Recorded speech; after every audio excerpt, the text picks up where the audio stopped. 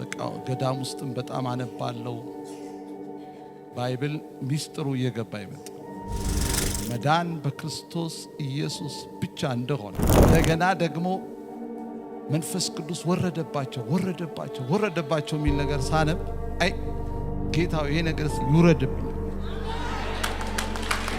ከገዳም ተባረርኩ እኮ ስባረርስ በኢየሱስ ስም ረሃብ ጨፈረብኛ እናቴ እኔ ጋር እንዳትደርሳለች ዘመድ እኔ ጋር እንዳትደርሳለች ረሃብ በጣም ጠበሰኝ ልነግራችሁ ከምችለው በላይ እኛ ከኦርቶዶክስ ይወጣን በሙሉ ወንጂ ሸዋ ስቴዲየም ላይ ትልቅ ኮንፈረንስ ነበርና እዛ ላይ ደግሞ ሰባኪ ነኝ ደህንነት ሳይገባይ ሊሰብክ ነበርኩ የተወሰነ ገብቶናል በመዝሙር ነው የተባረርነው ከኦርቶዶክስ ስቴዲየሙ በቃ ሞልቶ ይነቃነቅ እዛ እኔ ሰባኪ ነኝ ገና ከወጣን ገና አመት አልሆነንም ስደት አለ ወጣው ስቴዲየም ላይ ድነናል አልኩ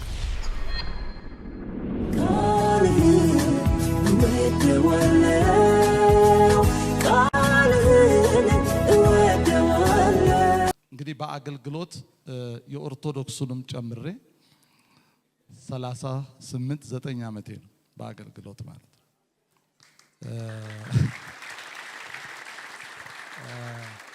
በኦርቶዶክስ ቤተክርስቲያን ውስጥ ለ4 ዓመት በሰንበት ትምህርት ቤት አገለግል ነበረ በወጣትነቴ ማለት ነው ለ4 ዓመት ደግሞ ከ19 ዓመቴ ጀምሮ እስከ 23 ዓመቴ ድረስ ገዳም ውስጥ ነበርኩኝ ዘዋይ ሐመረ ብርሃን ቅዱስ ገብርኤል ገዳም የሚባል ያው ለመመንኮስ አይደለም የገባሁት የኦርቶዶክስን ትምህርት ለመማርና ቄስ መሆን ፈልግ ነበረ እዛው ያለው ኢየሱስ መጣ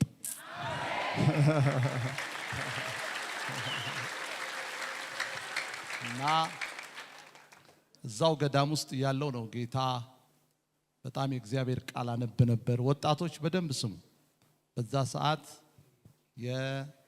በ19 ዓመቴ ነው የገባሁት 83 ላይ ማለት ነው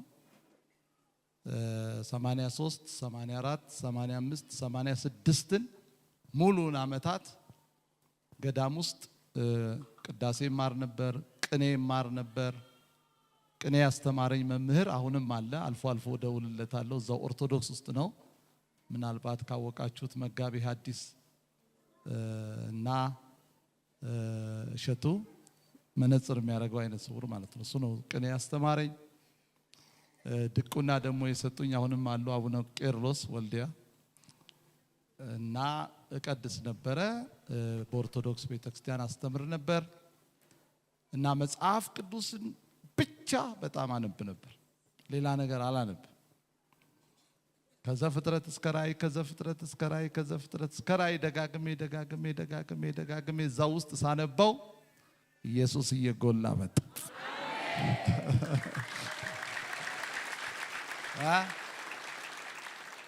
ኢየሱስ እግዚአብሔርን ቃል በጣም መውደድ ጀመርኩ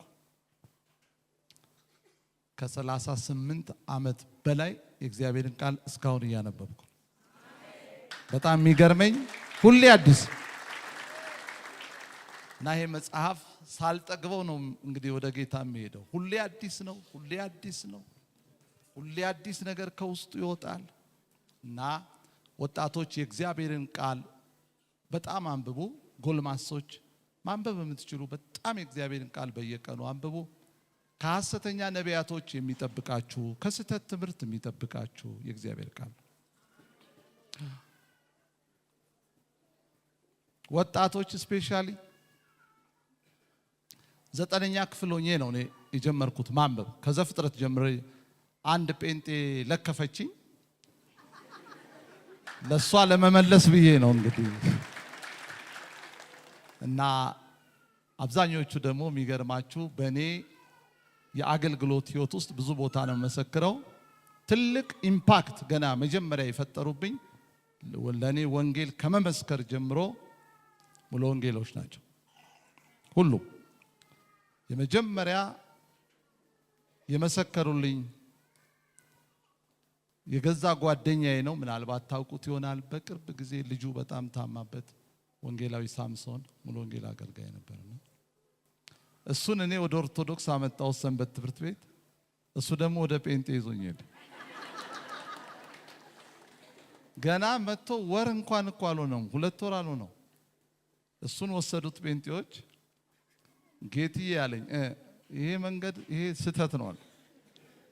ምኑን አውቀህ አልኩት። እኔ ብዙ አላቅም ግን ና አንዲት እህት አለች የምትመሰክርልህ ብሎ ይዞኝ ሄደ ማለት ነው። ገዛ ወጣቶች ነን 9ኛ ክፍል ነን።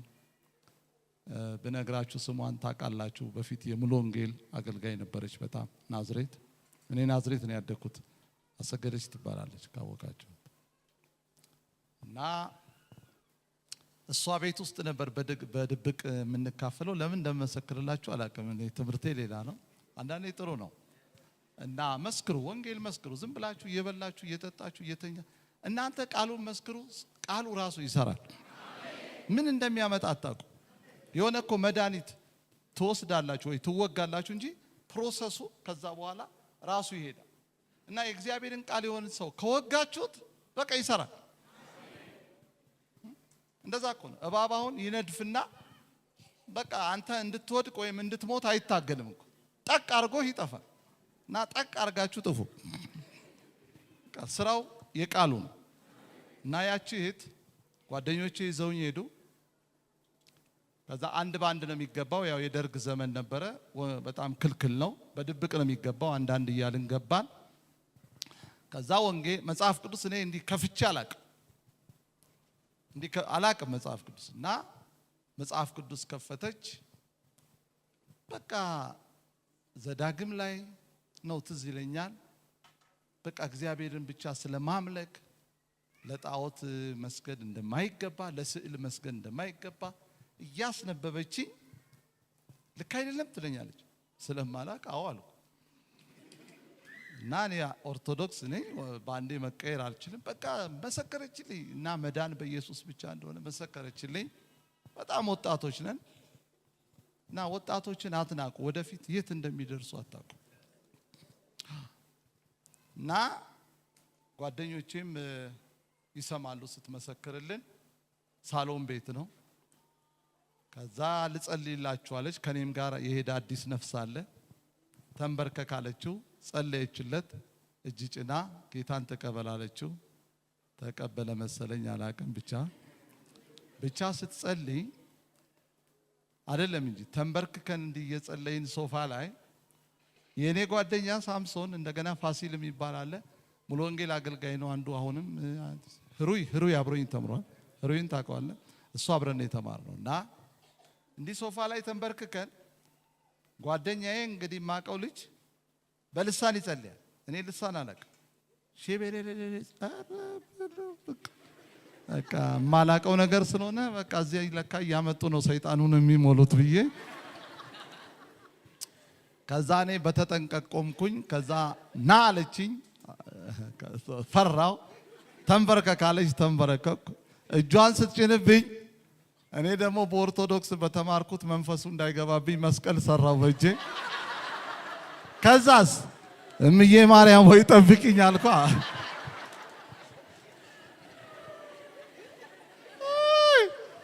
እና ለሱ ስትጸልይ ስለሰማው ስትጸልይ ጌታ ሆይ ምናምን አለችና የሆነ ሰዓት ላይ ብቻ በኢየሱስ ሶም ስትል እንዲህ እያስደነገጣችሁ ነው የምትሞሉት ብዬ መስቀል ሰርቼ እንዳይገባብኝ መንፈሱ እንዳይገባብኝ ብዬ ብቻ ጌታ ሆይ ዛሬ በሰላም አውጣኝ ከዚህ ቤት አልኩ። ጸለየች። ወጣው። ከጓደኞቼ ጋር ወጣን። አንዳንድ እያልን ነው የምንወጣው። ነገም ትመጣለህ አይደል አለኝ ሳምሶን። እዚህ ተመልሽ ያልኩት ወደዚህ ራሱ ዞር አልልም አልኩት። በጣም ስለደነገጥኩ እየሮጥኩ ነው ወደ ቤት ሄድኩት። ከዛ ቤት ሄድኩ። የእናቴን መጽሐፍ ቅዱስ አለ ትልቅ አነሳው። ከዛ ፍጥረት ጀምሬ ማንበብ ጀመርኩ። በቃ ከዛች ቀን ጀምሮ እና ሳነብ እውነት ለመናገር ይገባኝ ነበር። በቃ ዝም ብሎ ይገባኛል። በቃ ምንም የቸገረኝ ነገር የለም። በቃ ማንበብ ነው። ከዛ ለጴንጤ ደግሞ መመስከር ጀመርኩ። ለጴንጤ እኮ ለምን ስለ ታቦት ዘጸአት ላይ ያለ ምናምን ግን ያው ጥልቅ እውቀት ባይገባኝም ይኸው ታቦት እዚህ ጋር አለ እንደዚህ መላእክቶች አሉ እያልኩ ያው ማደነባበር ጀመርኩ። ግን አልቻልኩም። 4 ዓመት ገዳም ለገዳም በመዞር ተክለ ሃይማኖት፣ ግሸን በግር ነበር የምሄደው። በጣም በጣም በጣም ኦርቶዶክስ አክራሪ ሆንኩ። 86 ላይ ግን ገዳም ከገባው በኋላ በቃ ገዳም ውስጥም በጣም አነባለሁ። ባይብል ሚስጥሩ እየገባ ይመጣ መዳን በክርስቶስ ኢየሱስ ብቻ እንደሆነ እንደገና ደግሞ መንፈስ ቅዱስ ወረደባቸው የሚል ነገር ሳነብ አይ ጌታው ይሄ ነገርስ ይውረድብኛል።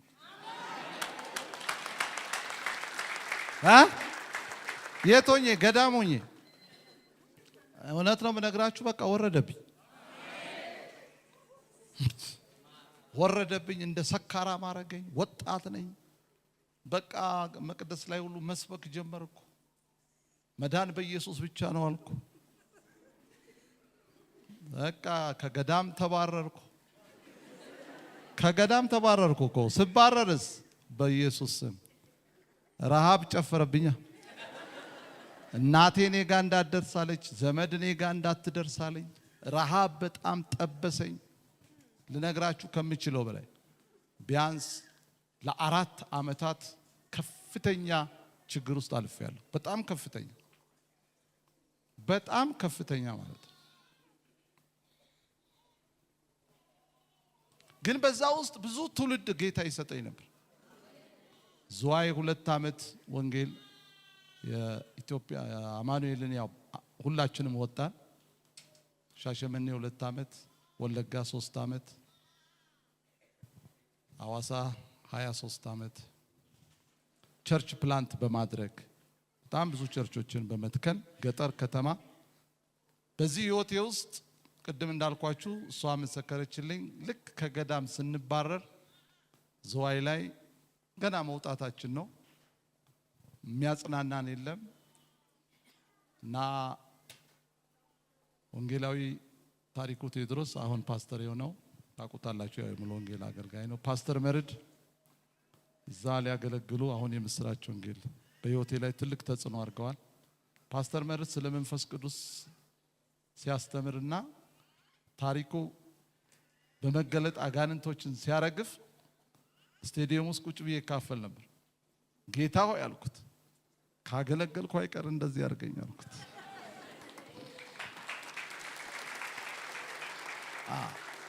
በጣም የሚገርም የጌታ እጅ ይገለጥበት ነበር ታሪኩና ያኔ ገና ያንግነኝ እኔ ደብዳቤ ጽፌ ሰጠሁት። እሱ ያገለገለ በሰዎች በዲያቆናት አንድ ቀን አልኩት ካንተ ጋር አብሬ እንደማገለግል 100% እርግጠኛ ነኝ ብዬ ነገርኩት። እንደውም ከዛ በፊት ዝዋይ ከመምጣቱ በፊት በጣም ተራብኩ፣ በጣም ተቸገርኩ። ከዛ አዲስ አበባ መጣውና አንድ ወንድሜ ምን አለኝ፣ ሂድ እስቲ ቀጠና 2 እግዚአብሔር ይናገራል አለኝ። እንዴት አልኩት። በቃ ጌታ በመገለጥ ይናገራል። ከዛ ቅዳሜ ቀን ነው፣ የፈውስ ፕሮግራም ነው። ታሪኩ ነው የሚሰብከው። ቁጭ አልኩ። ህዝቡ በጣም ግሬስ አለው። የሚገርማችሁ ይጸልያል ሰው። ሞገሱ ልነግራችሁ አልችልም። ይሄ ታሪክ ከ25 ዓመት በፊት የነበረ ታሪክ ነው የምነግራችሁ። እኔ አሁን እንደ ትናንት ነው ማየው። እና ታሪኩ ሲወጣ ለራሱ ነግሬዋለሁ። ብዙ ጊዜ እንገናኛለን አሁንምና ይስቃል በቃ። እና ሲወጣ ሲያነብ በደንብ አማርኛ እንትን ስለማይ አይ ያልኩ አሁን በዚህ ነው እግዚአብሔር የሚናገረኝ በደንብ ራሱ እንዲህ እኮ ነው ያልኩት። ማን በደንብ እንደማንኳ እና ያነሳው የዮሐንስ ወንጌል ምዕራፍ ወደኔ የሚመጣ ከቶ አይራብም ከቶ አይጠማም የሚለው። ከዛ በቃ ጀመረ በቃ እና ከጀመረባት ሰዓት ጀምሮ እስከምወጣ ነው ያለቅሳለሁ። በቃ እግዚአብሔር አጽናናኝ። በጣም ተደነቁ። የሆነ ኃይል አግኝቼ ወጣ። ከዛ ጠላቴን እንደዚህ ያልኩት አልራብም አልጠማም።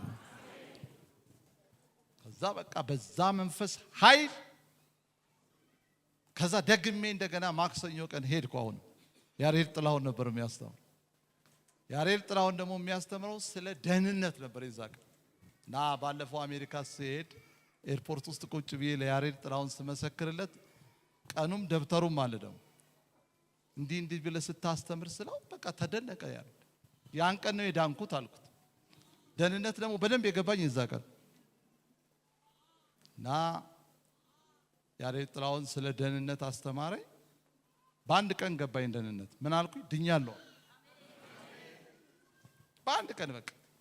ከዛስ ማክሰኞ ነው እሱ ያስተማረው። ቅዳሜና እሑድ ደግሞ እኛ ከኦርቶዶክስ የወጣን በሙሉ ወንጂ ሸዋ ስቴዲየም ላይ ትልቅ ኮንፈረንስ ነበርና እዛ ላይ ደግሞ ሰባኪ ነኝ። ደህንነት ሳይገባኝ ሊሰብክ ነበርኩ። ከምሬ እኮ ነው የምነግራችሁ ታሪካችን። በቃ ይሄ በቃ ውስጥ ገኛው ያው የተወሰነ ገብቶናል። በመዝሙር ነው የተባረርነው ከኦርቶዶክስ። ስቴዲየሙ በቃ ሞልቶ ይነቃነቃል። ከዛ እኔ ሰባኪ ነኝ። ገና ከወጣን ገና አመት አልሆነንም። ስደት አለ። ወጣው ስቴዲየም ላይ ድነናል አልኩኝ።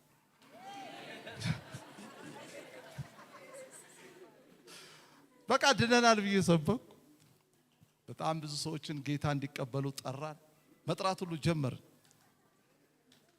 ከዛ ጊዜ ጀምሮ ዝዋይ ተመለስኩኝ። 2 አመት 87 88 እዛ ቸርች ፕላንት አረኩ። 89 እና 90 ሻሸመኔ ፕላንት አረኩ። ቡታጅራ ፕላንት አረኩ። ወለጋ ሄድኩኝ። ሱዳን ጠረፍ ኤሪያ በሙሉ በአጠቃላይ ወደ 12 ቸርች በ3 አመት ፕላንት አረኩ። ከኦርቶዶክስ የሚወጡ ሰዎች እና እግዚአብሔር በጣም የረዳኝ አላሳፈረኝም። አውጥቶ ሜዳ አልጣለኝም። ጌታን ከታመናችሁበት በመከራ ብታልፉም በመከራ ፋይል አይዘጋም። በጭንቀት ብታልፉም በጭንቀት ግን ፋይላችሁን አይዘጋውም። እግዚአብሔር ወደ እረፍት ቦታ ያመጣችሁ። ገዳም ገብቼ የነበርኩትን ሰው ጌታ ከገዳም አወጣኝ። 3 ወንድ ልጆች ሰጠኝ። ብዙ ሺህ መንፈሳዊ ልጆች በሺህ የሚቆጠር መንፈሳዊ ልጆች ሰጠኝ እና ኢያሱ፣ ካሌብ፣ አማኑኤል የሚባሉ ደግሞ የኔን ተክተው ያገለግላሉ ብዬ ተስፋ አደርጋለሁ። እና እግዚአብሔር በጣም ረድቶኛል። ይሄን መመሰክርላችሁ ዛሬ በምንም ሁኔታ ውስጥ ብትሆኑ ወጣቶች ስፔሻሊ ወጣትነት በጣም ኮንፊውዝድ የሚያደርግ ታይም ነው። እግዚአብሔር አቅጣጫ እንዲሰጣችሁ ፊውቸሪቲያችሁ በእናንተ ምኞትም በጠላት ሐሳብም አይደለም። ፊውቸሪቲያችሁ በጌታ እጅ ነው። እስቲ በደም አሜን በሉ። አሁን የማላገለግልበት የዓለም ክፍል የለም። ምንም ማስታወቂያ የለኝም። ሰዎች ናቸው አንዳንዴ ቲክቶክ ላይ የሚለቁት። አሁን በመላው ዓለም ለቤተ ክርስቲያን፣ ለወጣቶች፣ ለመሪዎች ብዙ አመት ቸርችን ስለመራው እግዚአብሔር የሰጠኝን ዕውቀት ፍሬያማ ቸርቾችን ሳይ እንደዚህ በጣም ስኬታማ መሪዎች፣ ፓስተሮችን ሳይ ደስ ይለኛል። እነሱን ሰፖርት ማድረግ፣ ማማከር፣ ለወጣቶች ስልጠና መስጠት፣ ለቤተ ክርስቲያን ምዕመናን ስልጠና መስጠት እግዚአብሔር የሰጠኝ ጸጋ ነው። ይሄ ሁሉ እንግዲህ እኛ ከኦርቶዶክስ ከመውጣታችን በፊት የሙሉ ወንጌል እናቶች፣ አባቶች፣ የሙሉ ወንጌል ተለያዩ መካነ ኢየሱስ፣ ቃለ ሕይወት እነዚህ ጤናማዎቹ የአሁኖቹ አንዳንድ ማፊያዎቹ ሳይሆኑ እነዚህ ጤናማ ቸርቾቹ ለኛ የከፈሉት ዋጋ አለ። እኛን በማስተማር አቅጣጫ በማስያዝ በማሰልጠን እንዴት ዋጋ እንደከፈሉ የሚገርማችሁ። እኔ አንዲት የሙሉ ወንጌል እህት አለች፣ አሁንም አለች በሕይወትና ዘዋይ ገዳም ድረስ መታ ነጠላ ለብሳ የኔን ፕሮግራም ትካፈል ነበር። ገዳም ውስጥ ከ1000 በላይ ሰው ልጆች መጥተው ይካፈላሉ የኔን ትምህርት ገና ሳልወጣ። እሷም ትመጣለች እና ምን ትለኛለች? ሁሌ እኔ ስላንተ እኮ እንበረከካለሁ ትለኛለች። አይገባኝም። እባክሽ ራስሽ ትመጫለሽ እላታለሁ። አንተ አለች ፍጻሜ በጌታ ነው የሚሆነው። እንዲህ ነው የምትለኝ። በቃ ሁሌ በቃ እየመጣች ገዳም ትመጣለች ልትማር። አንተ ሳይ ፍጻሜ በቃ አቅጣጫ ወደ እግዚአብሔር ቃል ነው አለች። እና ስላንተ ትለኛለች ሁሌም በረከካለሁ ትለኛለች። ዋው ውዴ አሁንም እያገለገለች ነው ጎተራ ሙሉ ወንጌል አይደል? እና ያው ብዙ የሙሉ ወንጌል አገልጋዮች ላይፌ ላይ ተጽዕኖ አድርገዋል።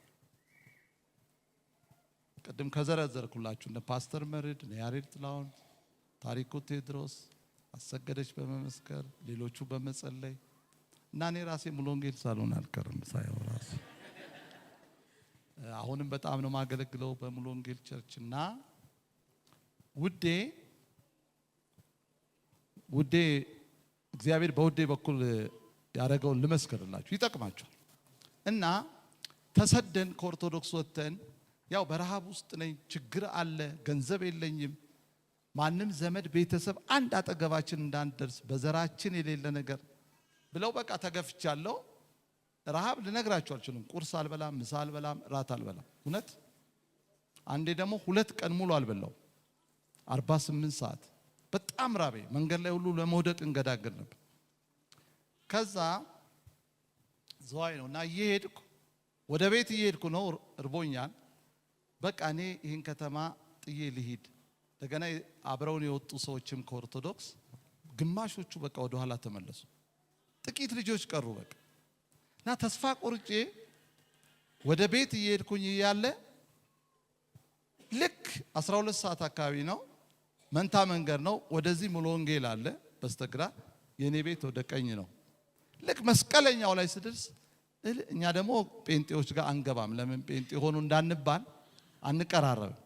ከዛ እልልታ ሰማው። ኮንፈረንስ እንዳላቃል። ልክ እልልታውን ስሰማ ምንም ሳላንገራገር ወደዚህ የሚሄደው ሰውዬ ወደዛ ሄዱ። በቃ ገባው። ሙሉ ወንጌል አዳራሽ ሸራ ነገር ነበር። ከኋላ ሄጄ ቁጭ አልኩ ሰው እንዳያይ። ከዛ ውዴ እያገለገለች ነበር። በህይወቴ ምንም ታርጌቱን ያልሳተ መልእክትና መገለጥ የመጀመሪያ በሷ ነው ያየሁት። አንድ ሰው አለህ አለች። አሁን ነው የገባኸው አለች። እሱ ምንም እንትን አላለኝ። እና በቅርብ ቀን አዲስ ህብረት ጀምረሃል እና ይሄ ህብረት እየፈረሰ ነው፣ በቃ ከተማውን ጥዬ ልሂድ እያልክ ነው ስትለኝ ነገሩ ቀጥታ አቅጣጫው ወደ እኔ መጣ። ደግሞ ያልኩት ነው የሰራዊት ጌታ እግዚአብሔር እንዲህ ይልሃል አለች። በቃ ልቤ ተከፋፈተ። ምን ሊለኝ ይሆን ብዬ በፈረሰው በኩል እኔ ቆሜያለሁ ይልሃል አለች።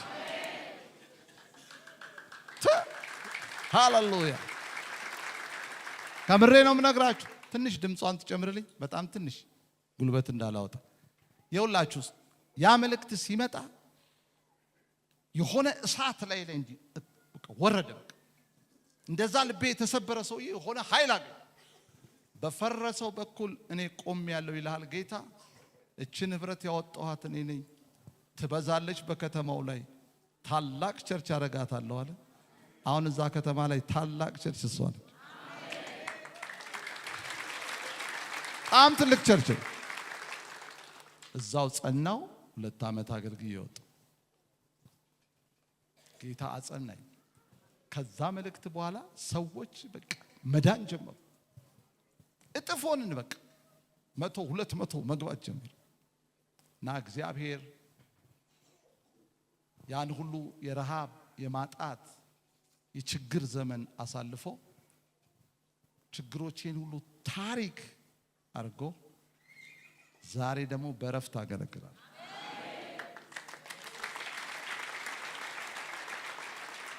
እና በምንም ሁኔታ ውስጥ ያላችሁ ሰዎች ስፔሻሊ ወጣቶች በምንም አይነት ጭንቀት ውስጥ ብትሆኑ እግዚአብሔር ወደሱ የተጠጉትን ሰዎች ስለማያሳፍር ከልቤ ነው የምነግራችሁ። የዛሬ ጨለማ አይታያችሁ፣ የዛሬ ባዶነት አይታያችሁ። ሃሌሉያ! ሻራባስ እግዚአብሔር በፊታችሁ ገበታ ያዘጋጃል። የሚያምን ሰው ለጌታ ክብር ያምጣ። እግዚአብሔር በፊታችሁ ገበታ የተዘጉ በሮችን ይከፍትላችኋል። ግዴታ ማይክ ይዛችሁ እንደኔ መስበክ ላይሆን ይችላል። እግዚአብሔር ያየላችሁ። እግዚአብሔር በፖለቲካ ሊሆን ይችላል፣ በንግድ ሊሆን ይችላል፣ በሆነ በፕሮፌሽን ሊሆን ይችላል። በማንኛውም አቅጣጫ እግዚአብሔር እናንተን ከፍ አድርጎ ባርኮ መልሳችሁ ጌታን ቤት መንግስቱን ታገል። በገንዘብ ልታገለግሉ ትችላላችሁ፣ በፖለቲካው መስክ ልታገለግሉ ትችላላችሁ። ብቻ እግዚአብሔር ለእናንተ ምንድነው የጉስቁልናና የውርደት ፕላን የለው። ተጠጉት፣ ፈልጉት። እስቲ በደም አሜን በሉ እስቲ። አሁንም ደግሜ ውስጥ የሚለኝ በተለይ ወጣቶች 16፣ 17፣ 15፣ 19፣ 20 ምናምን ቤት ውስጥ ያላችሁ ሰይጣን ብዙ ተስፋ ሊያስቆርጣችሁ ብዙ ነገር ሊላችሁ ይችላል። ኖ የመጀመሪያው ጸልዩ። በዚህ እድሜያችሁ ጾም ልመዱ፣ መጸለይ ልመዱ። የእግዚአብሔር ቃል በኃይል አንብቡ። እንዴት ተስፋ እንዳለው እኔ ለሰይጣን ሁሌ የምጠቅሳት ጥቅስ መዝሙር 23 ነበረች። እርቦኝ ከተማ ውስጥ እየሄድኩ እንዲል ነበር፣ እግዚአብሔር እረኛዬ ነው። ዛሬ ረሃብ ውስጥ ነኝ። አዎ እኔ አይመለከተኝም፣ ግን ቃሉ እውነት ነው። የሚያሳጣኝ የለም፣ ግን እኔ አጥቻለሁ። በለመለመ መስክ ያሳድረኛል፣ እኔ ግን ምድረ በዳ ነኝ። አያገባኝም ስለ ዛሬው። አንዴማ እንደዚህ ያልኩት ሰይጣን አትነዝንዘኝ አልኩት። በቃ ግራ ገባኝ። አትነዝንዘኝ እንኳን እኔን ያንተን ጠንቋዮች እንኳን የሚያበላው የኔ አባት ነው አልኩት። ዛሬ ባልበላም ይሄ ግን ላልፍበት የሚችል መንገድ እንጂ ፍጻሜ ይሄ አይደለም። በቃ ቃል አውጥቼ ማለት ነው አየሩ ላይ ለካ ጌታ ከሰማይ ያየኛል። ትግል ያለባችሁ ሰዎች እኔ እግዚአብሔር ልጅ አይደለው፣ እኔ አገልጋይ አይደለው፣ እኔ ክርስቲያን አይደለው፣ እንዴት በረሃብ አልፋለሁ? እንዴት የታክሲ አጣለሁ? እንዴት የባጃጅ ታጣላችሁ? የጌታ ሆናችሁ የባጃጅ ይጠፋል እንኳን አንዳንዴ ግራ ይገባል። እኔ አይቼዋለሁ። እኔ ማጣት በደንብ ነው ማቀው፣ ማግኘትም በደንብ አውቃለሁ። በእህል አሁን ተጫውቼበታል። ተጫወትበት ብሎኝ ጌታ አሁን የሚፈልገኝን አልበላም፣ የምፈልገውን ነው የምበላው። ብዙ ጊዜ ነው የምለው የሚፈልጋችሁን መብላትና የምትፈልጉትን መብላት በጣም ይለያያል። አሁን አንዳንድ ሰው ምርጥ ቁርጥ ሲያይ ዋ ሰላምታ ሰጥቶ ነው የሚያልፈው፣ አንድ ቀን እበላሃለሁ ብሎ ማለት ነው። እኔ ግን ደስ አላ አሁን እዚህ ደረጃ ላይ አይደለም። ያማረኝን እኔም ቤተሰቤም እበላለሁ። ጌታ ባርኮኛል በጣም። አለፈ ምድረ በዳ። ጎናችሁ ያለን ሰው ጨብጡትና ያልፋል ምድረ በዳው ወልኮት በቃ ትወጣዋለህ፣ ያልቃል። የባዶነት የችግር ዘመን ያብቃል። በቃ እግዚአብሔር በቃ ይለዋል። የእግዚአብሔር ጸጋ ደግሞ ያሻግራችሁ። ሲበደም አሜን በሉ ባካችሁ። አለፈ በቃ ተመልሶ ላይመጣ ነው ያለፈ። ካምሬ ነው የምነግራችሁ። ስለዚህ መጽናት ስፔሻሊ ወጣቶች ለምን እንደሆነ አላውቅም፣ ውስጤ እንደዛ ያለኝ ነው ዛሬ። ስፔሻሊ ወጣቶች እየተንገዳገዳችሁ ያላችሁ ወጣቶች ኖ በስፍራችሁ ጠብቁት፣ ይመጣል ጌታ። እየጸለያችሁ እየጾማችሁ ቃሉን እያነበባችሁ እያገለገላችሁ በቃ ሰይጣን የፈለገ ይነዝንዛችሁ።